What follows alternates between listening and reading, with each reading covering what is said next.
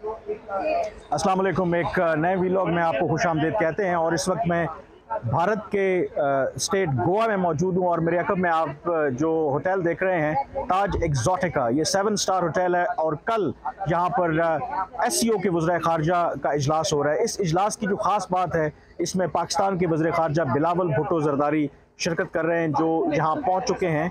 और क्योंकि 2011 के बाद ये किसी भी पाकिस्तानी वज़ीर ख़ारजा का भारत का पहला दौरा है, भले SCO के बैनर थले हो रहा हो, तो इसलिए बहुत ज़्यादा मीडिया हाइप है। आप मेरे अकब में देख सकते हैं कि बहुत बड़ी तादाद भारतीय सहाफ़ियों की यहाँ पे मौजूद है, इंटरनेशनल मीडिया भी मौजूद है।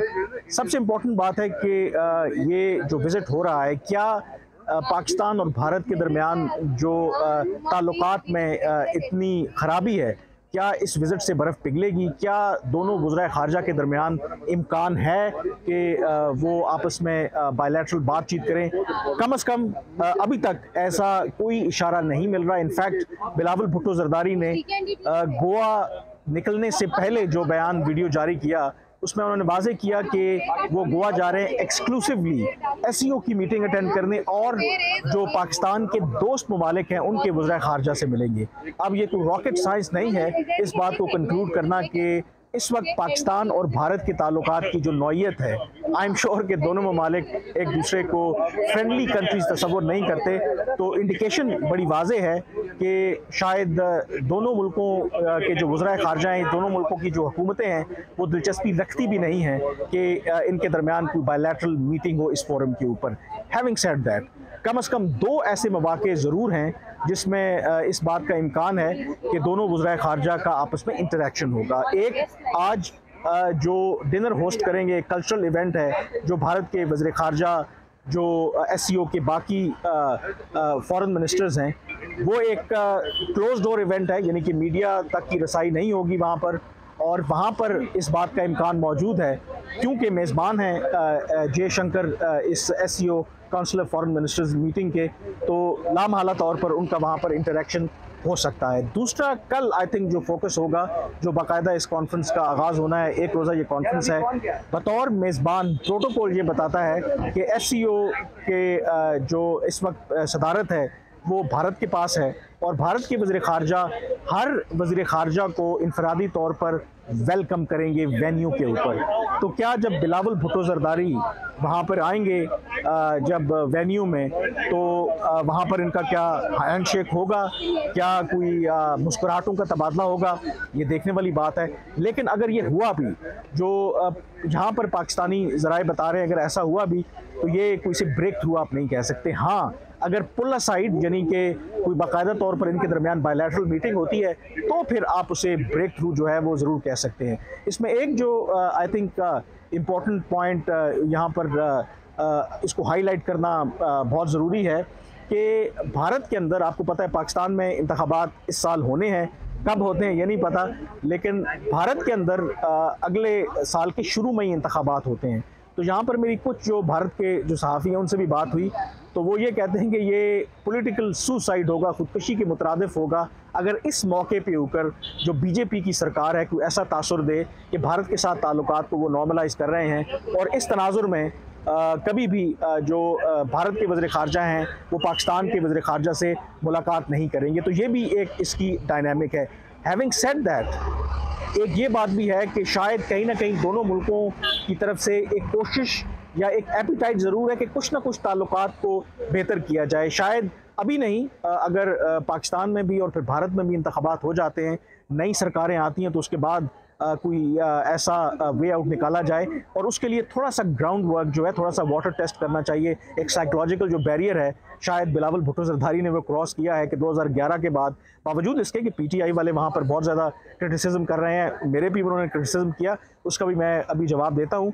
तो एक कोशिश की जा रही है कि बायलैटरल ताल्लुकात अपनी जगह पे, लेकिन जहाँ पर मल्टीलैटरल फोरम्स हैं, SCO जैसा इंपॉर्टेंट फोरम है, उसमें पाकिस्तान को कम से कम इस तरीके से प्लेटफॉर्म को खाली नहीं छोड़ना चाहिए।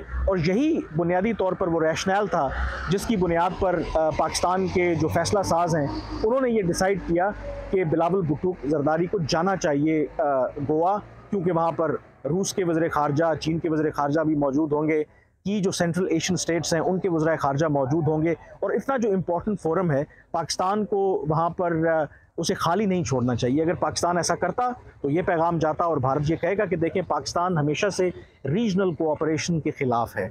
तो अब देखते हैं कि इस सारे जो एक हाइप क्रिएट हुई है, क्या उसका आउटकम निकलता है, क्या उसका पॉजिटिव होगा या मज़ीद। आपको पता है कि दोनों तरफ से मीडिया का भरपूर फोकस है। क्या बिलावल कोई इंटरेक्ट भी करेंगे भारतीय मीडिया के साथ? कुछ लोगों इंटरव्यू की कोशिश कर रहे हैं, क्या वो इंटरव्यू देंगे, ये देखने वाली बात है।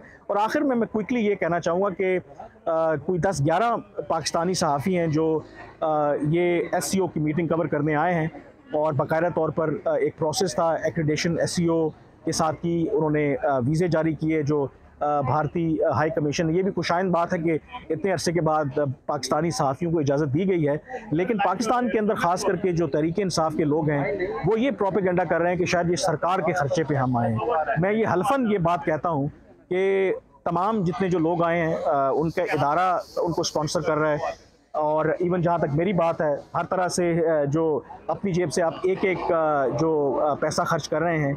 तो बड़े अफसोस की बात है कि मैंने अभी कुछ देर पहले फवाद चौधरी का एक ट्वीट देखा, मैंने एक ट्वीट किया गोवा के हवाले से, उसमें उन्होंने लिखा कि मीडिया मैनेजमेंट और PDM कह के। अब मैं फवाद चौधरी साहब से कहूँगा कि मैं कोई ऐसी ज़ुबान इस्तेमाल नहीं करना चाहता, लेकिन मेरा ये चैलेंज है आपको कि अगर आप ये साबित कर दें कि एक जो पेनी है ना, वो अगर रियासत ने, ये सरकार का पैसा इस विज़िट में मेरे पे लगा हो या किसी और सहाफ़ी पे, मैं अपनी बात तो खुल के कह सकता हूँ, लेकिन बाकियों का भी मुझे पता है कि तमाम लोगों को उनके जो दफातर हैं वो स्पॉन्सर कर रहे हैं। तो अगर वो ये साबित कर दें कि इस दौरे पे मैं अपनी बात कर रहा हूँ कि 1 रुपया भी मैंने सरकार से कोई फैसिलिटेशन ली है, तो मैं सहाफ़त छोड़ दूँगा। और अगर ये खुद झूठे साबित होते हैं, वैसे इनसे तवक्को मेरे ख्याल में यही रखनी चाहिए कि ये हैं ही इसी तरह के PTI, फिर ये कहते हैं कि जी आप क्यों इमरान खान के ख़िलाफ़ हैं, क्योंकि आप बग़ैर सोचे समझे एक इल्ज़ाम लगा देते हैं और उसका कोई सर पैर नहीं होता। तो लेट्स सी कि कोई सैनिटी प्रिवेल करे, लेकिन लगता नहीं है कि सैनिटी प्रिवेल करे। बहरहाल इन एनी केस ये जो गोवा में SCO की वज़राए ख़ारजा का इजलास चल रहा है, उसके हवाले से डेफिनेटली आपको अपडेट करेंगे। और अगर कोई, वैसे तो ब्रेक थ्रू की तवक्को नहीं है, लेकिन देखते हैं कि बिलावल भुट्टो ज़रदारी जब यहाँ पे आएंगे तो किस तरीके से उनको वेलकम दिया जाता है, यहाँ पे मीडिया का क्या रिएक्शन होता है, तो उस हवाले से हम आपको डेफिनेटली अपडेट करते रहेंगे। आज के व्लॉग से इतना ही, मुझे इजाज़त दीजिए। अल्लाह हाफ़िज़।